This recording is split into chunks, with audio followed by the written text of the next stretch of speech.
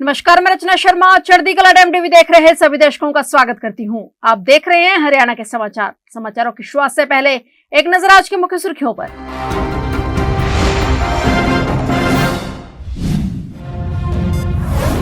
5 जनवरी 2026 हरियाणा अफ्रीकी partnership meet का आयोजन। मुख्यमंत्री नायब सैनी की अध्यक्षता में किया गया आयोजन। अफ्रीकी देशों के लगभग 20 राजदूत बैठक में हुए शामिल।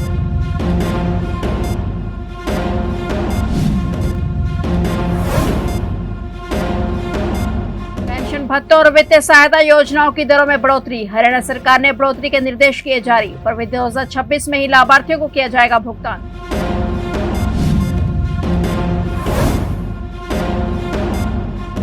हरियाणा में ग्रुप डी भर्ती नियमों में बड़ा बदलाव। ग्रुप डी कर्मचारियों की भर्ती प्रक्रिया और अधिक पारदर्शी, मेरिट आधारित बनाने की दिशा में महत्वपूर्ण संशोधन।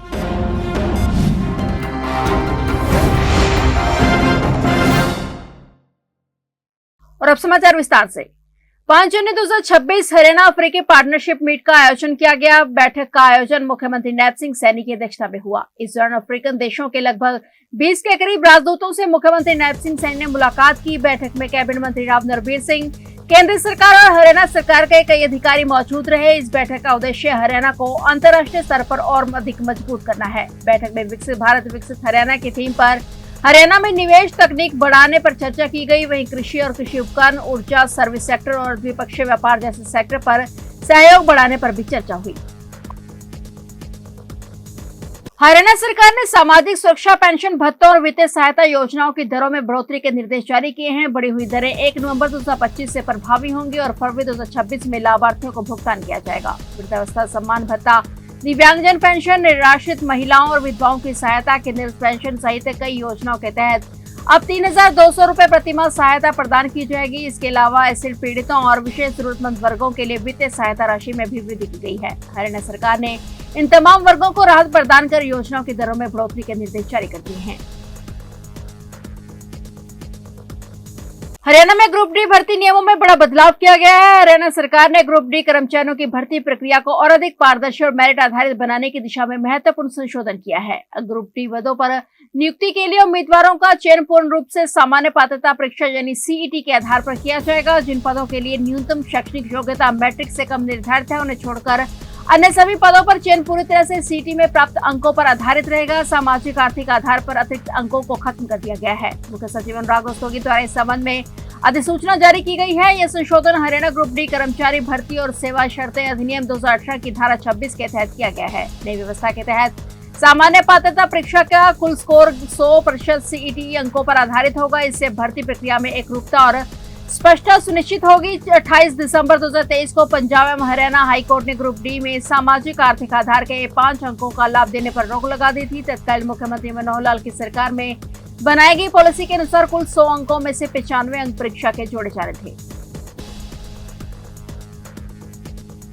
सूरजकुंड मेले में बीते दिनों हुए झूला हादसे के बाद हरियाणा के मुख्यमंत्री नायब सिंह सैनी घायलों से मिलने फरीदाबाद पहुंचे। मुख्यमंत्री सबसे पहले सुप्रीम अस्पताल पहुंचे, जहां हादसे में घायल 3 लोगों का उपचार चल रहा है। उन्होंने अस्पताल में भर्ती झूला हादसा पीड़ितों से मुलाकात की और उनका हालचाल जाना। मुख्यमंत्री ने उनके जल्द ठीक होने की कामना की। उन्होंने पीड़ितों को भरोसा दिलाया कि सरकार उनके साथ खड़ी है। उन्होंने कहा कि हादसा दुर्भाग्यपूर्ण था और सरकार उसके प्रति बेहद गंभीर है। मुख्यमंत्री नायब सिंह सैनी ने उन्हें आश्वस्त किया कि घायलों का सारा खर्च सरकार वहन करेगी।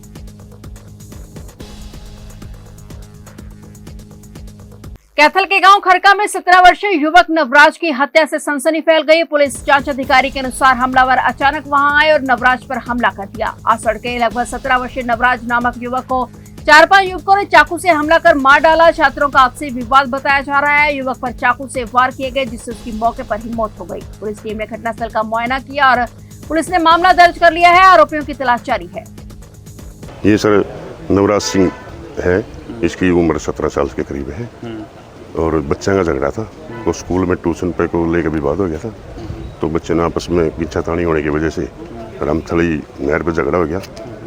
जो दूसरी पार्टी के बच्चे ने चाकू मार दिया। चोट की वजह से बच्चे की मौत हो गई। बच्चा कहाँ का रहने वाला था? उम्र कितनी? बच्चे की 17 साल उम्र थी सर और खरका गांव का रहने वाला था। कौन से स्कूल में पढ़ता था? ये इसमें पढ़ता है सर, अपना स्कूल का नाम तो सर जानिए हम। मारने वाले कितने बच्चे? मारने वाले तो बाई नेम तो 4-5 है सर, अन्य भी है 10-12। वो भी नाबालिग है सारे? उसमें नाबालिग है सर, वो भी 10वीं क्लास के बच्चे 10वीं हैं। 11वीं। हाँ।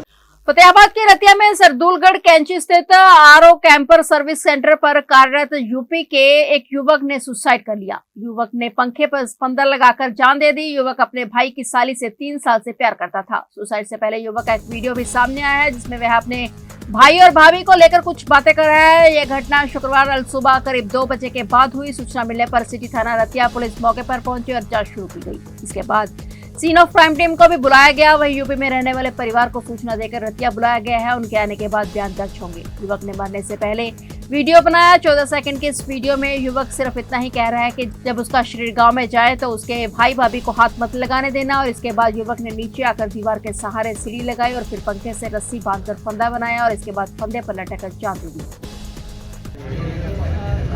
गंगोत्री आरओ में हैंगिंग की सूचना आई थी कि ऐसे ऐसे 25 साल के युवक ने फांसी ले ली है।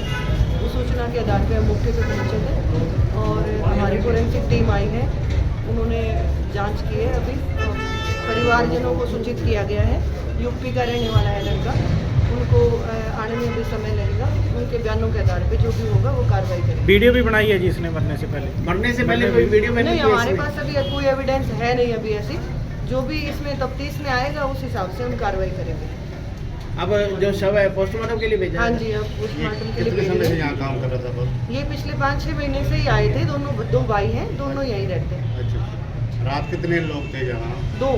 उसमें कैसे पता चला? छोटे भाई ने हमारे को जैसे मालिक है यहाँ का, उसने हमें सूचना दी। छोटे भाई ने मालिक को सूचना दी और उन्होंने हमारे को सूचना दी। श्री काली माता मंदिर के नवनिर्माण कार्य के दौरान खुदाई में पत्थर स्वरूप कुछ प्राचीन अवशेष मिलने से क्षेत्र में उत्सुकता का माहौल बन गया है। श्रद्धालु भी इन अवशेषों को देखने के लिए मंदिर पहुंच रहे हैं। जानकारी देते हुए मंदिर सचिव पृथ्वीराज मित्तल ने बताया कि मंदिर के नवनिर्माण के दौरान खुदाई करते समय यह पत्थर स्वरूप अवशेष मिले हैं और इन अवशेषों के ऐतिहासिक महत्व की जानकारी जुटाने का प्रयास किया जा रहा है और मंदिर समिति द्वारा आगे की प्रक्रिया पर विचार किया जा रहा है। खुदाई के दौरान निकाले वाले प्रत्येक शिला को सावधानी पूर्वक बाहर निकालकर सुरक्षित रखा जा रहा है। सभी प्राप्त शिलों की सूचना पुरातत्व विभाग को भी दी जाएगी ताकि उनकी जांच में स्पष्ट किया जा सके कि वह कितने प्राचीन है और उनका ऐतिहासिक महत्व क्या है। कल हमारे संज्ञान में आया कि भी कुछ मूर्तिनुमा विविध प्रकार के आकार के पत्थर कुछ पे मूर्तियां भी अंकित हुई भी हैं, ऐसे निकल रहे हैं इस खुदाई के अंतर्गत। तो हमने अपने स्टाफ के कुछ लोगों को ड्यूटी लगा दी है। विशेष रूप से जो खुदाई कर रहे कर्मचारी हैं उनको भी ध्यान में करा दिया कि ऐसा कोई भी ध्यान में आता है तो तुरंत उसको अलग से रख लें और उसको संरक्षित रखेंगे। मैंने अपने उच्च अधिकारियों को इसका संज्ञान में बता दिया है कि भी ऐसा ऐसा कुछ हो रहा है और हमारे को कुछ पत्थर ऐसे मिले हैं जिन पर मूर्तियाँ नुमा आकृतियाँ हैं बनी हुई। तो उन्होंने भी यही निर्देश दिया है कि भी आप इनको इकट्ठा एक स्थान पर रखते रहो। जैसे ही खुदाई का काम पूरा हो जाएगा तो आर्कोलॉजिकल डिपार्टमेंट को बुला करके हम फिर इसके उनको संज्ञान में ले आएंगे। चक्करनुमा पत्थर निकले हैं, 1-2 हैं, एक बड़ा है एक छोटा है और भी जो निकलेगा उस सारे को हम संरक्षित रखेंगे और उसको फिर आर्कोलॉजिकल डिपार्टमेंट से इसकी सलाह लेंगे। सूरजपुर में स्कूली बच्चों की सुरक्षा को लेकर एक गंभीर लापरवाही सामने आई है। तस्वीर में देखा जा सकता है कि एक ऑटो में क्षमता से अधिक स्कूली बच्चों को बिठाया गया है। तहिनी बच्चों के स्कूल बैग वाहन के पीछे बाहर की ओर लटकाए गए हैं जो किसी भी समय दुर्घटना का कारण बन सकते हैं। तस्वीर में साफ दिखाई दे रहा है कि ऑटो में पीछे की ओर कई बच्चे एक साथ बैठे हैं और वाहन तेज रफ्तार सड़क पर चल रहा है। कालका पिंजौर में ऐसे ओवरलोडिंग से भरे वाहन सड़क पर स्कूल के बच्चे ले जाते दिखाई देते हैं और इस तरह की ओवरलोडिंग से बच्चों की जान जोखिम में पड़ सकती है। अगर कोई हादसा हो जाता है तो इसके जिम्मेदार कौन होगा?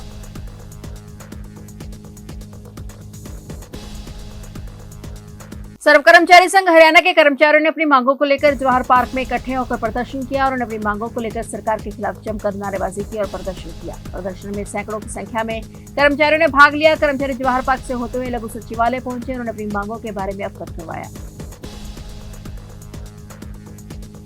फिलहाल हरियाणा के समाचारों में इतना ही और नए समाचारों के साथ फिर से हाजिर होंगे। तब तक के लिए देखते रहिए चढ़ती कला टाइम टीवी और मुझे दीजिए इजाजत।